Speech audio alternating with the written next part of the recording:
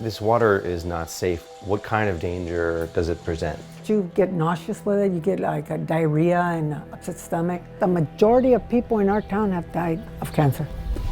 So even though there's a clean water source right there, this community here can't access it. No, we just see it pass by. We can't access that water. We decided to not have the kids drink the water. It's hard to believe in California, one of the wealthiest states, that the communities would have water where you can't drink it. Do you think people really know that this is going on? This is America.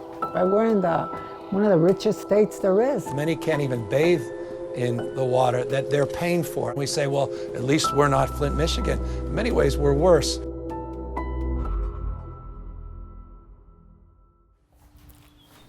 Josie Nieto lives in Seville, California, an agricultural community of about 500 people, most of them farm workers. They haven't had clean drinking water for 10 years. Say right now, I can carry this. I can open it and dump it to cook beans. But when it's empty, this one's empty, there ain't no way I'm getting one out of there and bringing it and putting it up here. It's too heavy. It's too heavy. Overall, more than 1 million people in California do not have access to clean drinking water, according to the EPA, even though the United Nations and the state itself have recognized it to be a human right. The epicenter of the crisis is in the Central Valley. It's so dangerous and widespread that one study projects 15,000 new cancer cases could be linked to the water supply. We've had too many people dying of cancer also, and it just doesn't make sense. This is a town of 480 people. Yes, the majority of people in our town have died, of cancer. The majority? Yes. Toxic levels of nitrates, arsenic, and other contaminants have forced many residents to switch to bottled water. Every week, Josie must drive to Walmart to buy water, something she can't afford to do, but can't live without.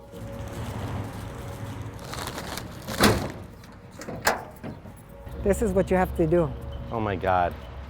This is what you would literally have to do. So you're just pouring out a bottle You have to. of spring water. And look, your bottle Yes. of water is almost gone. Yes. And that's just from washing. Washing one little apricot. Using bottled water like this is not sustainable for Josie and other farm-working families in Seville, where the average income is just $14,000 a year. How much does that cost? I would say about $60 myself. It would be like $100 between both of us a month for water. $100 a month Yeah, for bottled bottled water. water. Yes. $60 a month for tap water For tap water. that you can't drink. No. It's unsafe. That's right.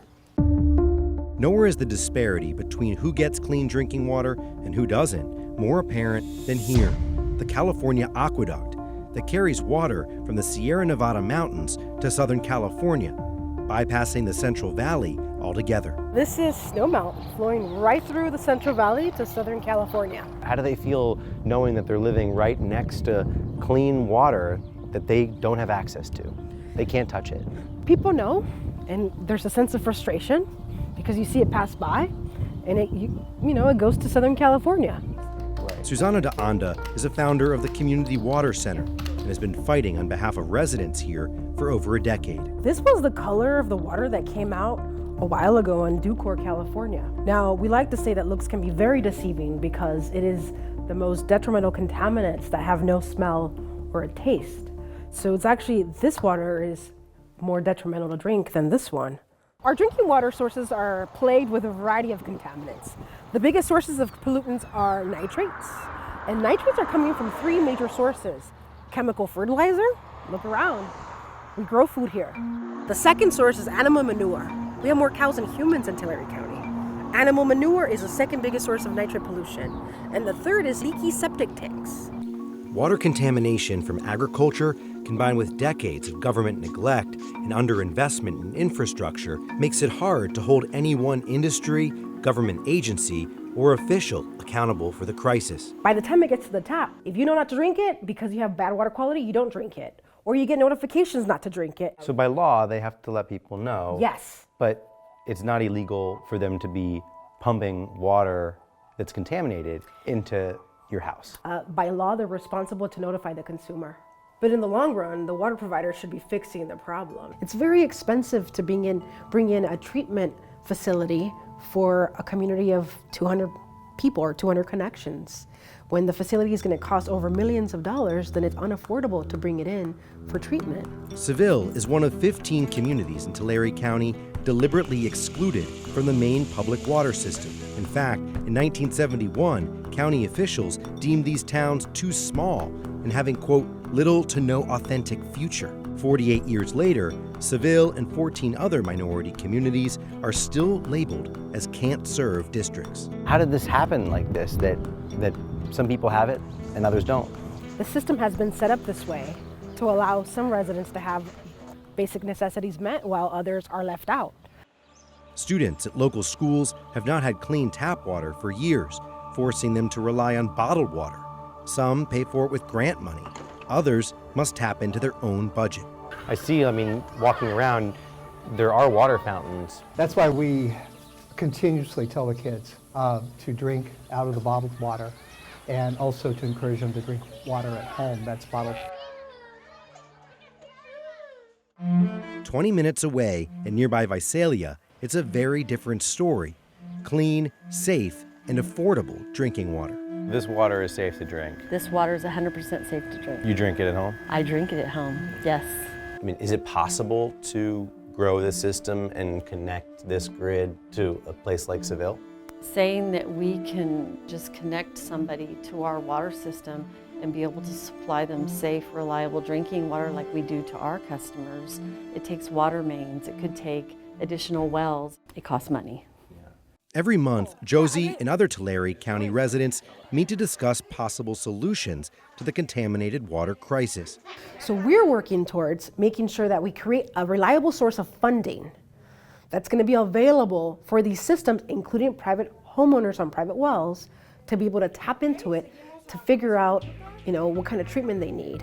They hope that this is finally the year when their state government will take action. We go to Sacramento a lot to talk to our representatives, and they just it's not important because it's not happening in their communities. It's happening to us.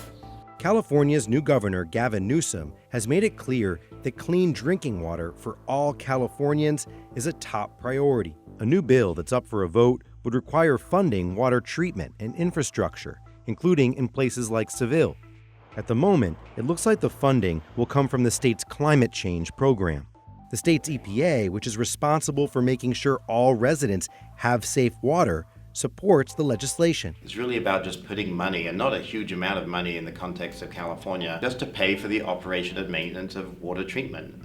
But it's gone on way too long because I think their voice hasn't been heard. The governor was proposing a $1 water tax on every resident's bill, but not everyone supports the idea. I spoke to people in Beverly Hills who felt really frustrated they were going to have $1 added to their tax a year. I'm like, their property tax is probably $100,000 a year. You talked to people in Beverly Hills Yes. that didn't want to spend an extra Yes. dollar to pay for Yeah. other people's clean water. Mm-hmm. Was that shocking to you? Yeah, it's completely shocking to me. It just shows how narrowly focused we've become.